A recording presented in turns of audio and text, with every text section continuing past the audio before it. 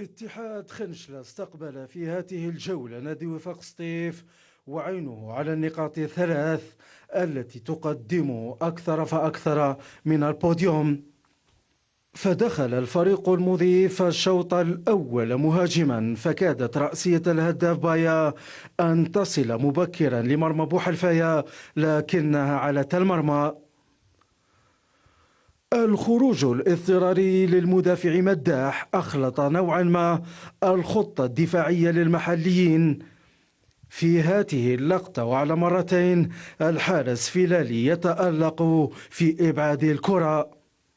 زاموم لم يستغل بعد ذلك وضعيته السانحة فسدد بعيدا. في الدقيقة 27 وزع حداد كرة مليمترية لكن رأسية توسين علت المرمى.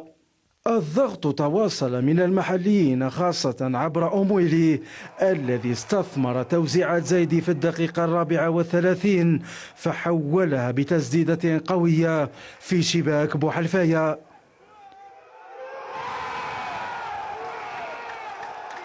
لينتهي شوط المباراة الأول بتقدم المحليين بهدف دون رد.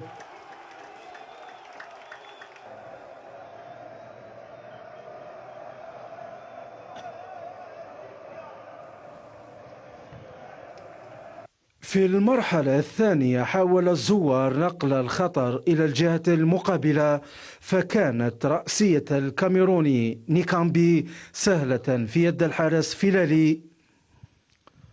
تغييرات المدرب زيري بلال الهجومية في هذا الشوط حركت الخط الهجومي للوفاق، فبعد خطأ حقاص في إبعاده للكرة كادت تسديدة حركاس أن تغير النتيجة، ثم الضغط تواصل للوفاق وسط تألق دفاع وحارس الاتحاد.